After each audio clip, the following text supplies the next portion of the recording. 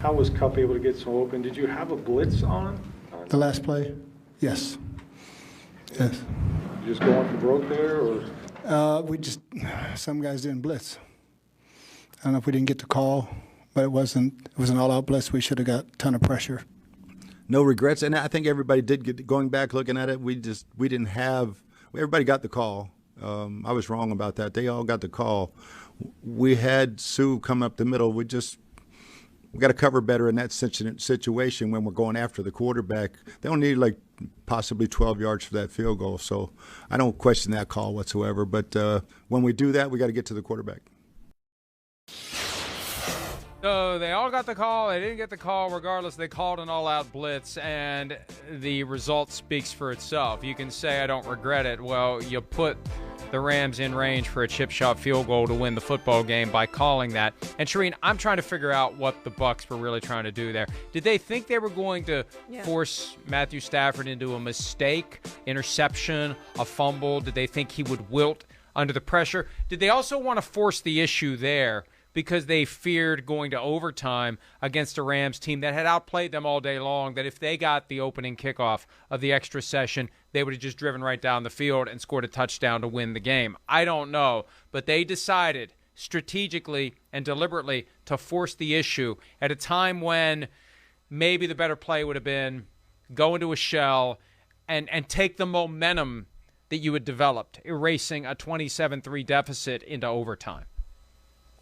Well, it's weird to me that Arians changed his tune because Lavonte David basically backed him up last night and said it was a miscommunication. And if you watch the video, if you watch where Lavonte David was, it was 10 people on defense. He was in no man's land. He was not blitzing.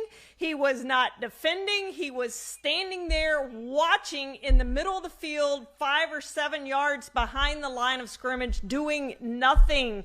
So it was 10 men on defense against the Rams. And by the way, you left Cooper Kupp one-on-one with Winfield to try to stop him. That's just a mismatch. It was just I don't know if it was execution or decision-making or whatever it was, miscommunication, whatever you want to call it, but it didn't work, and I would advise them never to do that again against the best receiver in the league who's going to win Offensive Player of the Year. You definitely want to know where Cooper Kupp is at all times. So I don't know what their strategy was, but it didn't work, and it was dumb, whether it was execution or whether it was play call or whatever it was. They got what they deserved on that play. Yeah, hey, look, it was a great decision. It was a great play call. Strategically, this is exactly what we needed to do. We just got to get to the quarterback. Well, the fact that you didn't get to the quarterback shows that it wasn't a good decision. Exactly. Because you're putting all your eggs in that basket. This isn't a normal play where, hey, we'd like to get to the quarterback and sack him before he finds an open man. Your coverage is going to be restrained. It's going to be affected. It's going to be limited by the fact that you're sending all these guys. I mean, Greg Williams got fired for that nonsense in New York during the final Adam Gase season when he called the zero blitz against the Raiders. So I just think the whole thing was ridiculous and is ridiculous, and I'm trying to figure out what the real play is here. And I wonder whether or not they feared losing in overtime, so they wanted to try to rattle Matthew Stafford and get him to maybe throw a ball up for grabs, get an interception, get a short field, and try to win the game then and there without playing for overtime. But regardless, it's pass-fail, and the end result after this play, and there's the pressure getting there late, and there's Kupp behind Antoine Winfield Jr., and that's night-night for the Bucs after they roared back from down 27-3. The Tennessee Titans, this is something Sims and I were talking about earlier today, and I think Sims is on the money with this. D'Onta Foreman, who did a great job, perfect find by John Robinson, a guy who had over 2,000 rushing yards in a single season with the Texas Longhorns, went to the Houston Texans, never worked out, kind of bounced around the league. He was great for the Titans after Derrick Henry suffered his injury. Foreman had burst yesterday. Foreman had pop. Foreman jumps off the film when you watch the highlights of the game. 4 carries, 66 yards, 16.5 yards per carry. Derrick Henry, 20 carries, 62 yards for him. Henry didn't have that kick, and I know that from time to time it's like Henry needs to just get through the first level and then take off. He still didn't explode into the first level the way that we're used to, and he definitely wasn't exploding the way D'Onta Foreman did. So, Charean, I think the challenge is, and Mike Vrabel's our coach of the year. I'm not regretting that, but I think the challenge is to have people in place who, during the game, while it's happening, can spot something like that and say, Foreman is our guy today. Foreman has more pop today. Foreman has more burst today. We need to give the ball more to D'Onta Foreman. If they would have done that, maybe they would have won the game. I was tweeting it the entire game, and I don't think that Foreman is a better running back than Derrick Henry. He's not. But you know what? On Saturday, he was. He was everything that Derrick Henry was not. And I wondered watching that game why they didn't have some plays like the Cowboys have with Ezekiel Elliott and Tony Pollard, especially when Zeke had his knee injury. Why wouldn't you have some plays with them both in the backfield to really give you some options? Because guess what? The Bengals are going to focus on Derrick Henry simply because of the reputation. So why wouldn't you have plays with both of them and give Foreman the ball? And I think you would have seen more of that in this game the way he was running. He was outstanding. He didn't get enough touches. I think if he got more touches, the Titans would have won that game. If he had gotten more, Henry gets less, they win that game. And it's not often I'm going to say that, but Henry just wasn't the same back coming off that foot injury with that metal plate in his shoe. He just didn't have it the way he has had it over the last couple of seasons. And this season when he had almost 1,000 yards before going out in the 8th game with that foot injury. So they needed more Foreman. They didn't have it, so they're sitting at home watching the rest of the postseason. A very important question. What is more difficult for you? Tweeting compliments about a former Texas Longhorn, yeah, true, given your loyalty to the Texas A&M program, or tweeting out compliments about Kyler Murray? Which one's more difficult? Oh, I think Foreman. I think the Longhorns, yeah. Yeah. Regardless, I think you're right on the money, and it's a shame that the Titans didn't recognize it because for their sake, they could have won. For the Bengals' sake, hey, whatever it takes, they get the victory and they move on. The Bills. Now, this may sound a little kooky, and I know that the onside kick rules have changed. I think back to, was it a Colts-Chiefs game when Dick Vermeil was the coach in Kansas City, where the Chiefs actually kicked onside because they knew they couldn't stop the Colts? Am I remembering that?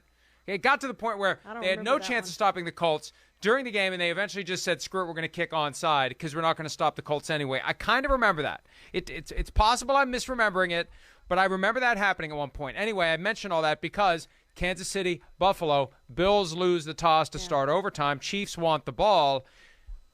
And again, I know it's harder to recover a surprise onside kick than it used to be because of the pre-kick motion that's limited. You can't get the running start and the positioning of the players. But you know what? If they don't, hey, you could make the argument the Bills should have just said, screw it. Let's try to get the ball. Let's try to get possession. Because if you do get possession, you only need a field goal to win. All that's required is the Chiefs have an opportunity to possess the ball. If the Bills onside kick and recover, a field goal wins it. Not that they wouldn't have scored a touchdown. But I think it's fair to ask that question. If they don't change the rules in a situation like that in the future, should a team just say, screw it, we're going to kick onside? I think it's something worth considering. Yeah, well, you look at what the Saints did in the second half of the Super Bowl and got the ball. So sometimes those surprise onside kicks can work obviously better than the one that you know is coming, and no one would have expected it at that point. But even if let's say the Chiefs recover that, Mike, right? Your defense is spent. So you just tell your defense, look, you just have to play hard here and try to hold them to a field goal or 3 and out or whatever you have to do. But you're not asking them to start downfield and try to hold them out. It just wasn't going to happen, and it probably wasn't going to happen if they got the ball there. But maybe they give a little more in those downs because they're already almost in field goal range to say, hey, we've got to give 3 good plays here. Let's get good pass rushes on Patrick Mahomes, and maybe, just maybe, something can go our way in this. And if it doesn't, it doesn't. If they get in field goal range and kick it, you get the ball back. If they score a touchdown, you're done, which they did anyway. So you weren't going to stop them. I think it's a legitimate question to ask. Should they have kicked an onside kick? Because If you recover it, you're going to probably win the game, and if you don't, you're going to have the same outcome you had anyway. I'm a big proponent of the 4th and 15 alternative to the onside kick. Yeah. I'm a big proponent of the 4th and 15 play generally as a replacement for a kickoff because you can punt out of that formation. You can run a fake punt, which simulates the old surprise onside kick. You can put your offense out on the field, which simulates the deliberate, intentional, everyone knows it's coming onside kick. Or if you want, and there's a twist that I've always been fascinated by, you could do the Ben Roethlisberger, Randall Cunningham quick kick and surprise the defense if they think you're actually trying to convert 4th and 15. You punt it over everyone's head and you change possession that way. There's so many different things you can do. But think about if that was the rule for all kickoffs last night when the Bills have to kick 4th and 15. The way Josh Allen was playing last night, I may have taken my chances going for it on 4th and 15. But these are things that may or may not become part of the fabric of the NFL rulebook in the future. Last one real quickly. Packers special teams. Not a shock that they stunk, and they stunk it up on Saturday night. They cost the Packers the game. The block punt, definitely. The block field goal before the end of the half that kept the Packers from going up 10-0. 10 guys on the field for the field goal try. Are you kidding me? That's inexcusable to have 10 guys on the field for the game-deciding field goal try. Why didn't they do anything to fix it during the season? Is it arrogance? Is it what is it? Is it incompetence? It's amazing to me, Charean. Yeah, I just don't think they've made it a priority since Ted Thompson was the GM there. I just don't think it's been a priority for this organization. And, Rick Goslin does those annual special teams coaches. Look at those annual rankings of special teams. They were 32nd on his rankings. As Kyle Shanahan said, this is the one time we have an advantage in the special teams, and they did. The first team in 33 years to block a kick and a field goal and a punt in a postseason game. So pretty amazing. They changed special teams coaches after last season. Now they might change it again. The previous 7 special teams coordinators that they have had have either been fired or forced into retirement. They could have a new one going into next year if they decide to move on from Maurice Drayton. But they've got to make it a priority. It's not really about the coach. They've gone that route. It's about making special teams a priority. And maybe that means playing some of your starters on special teams as well, Mike.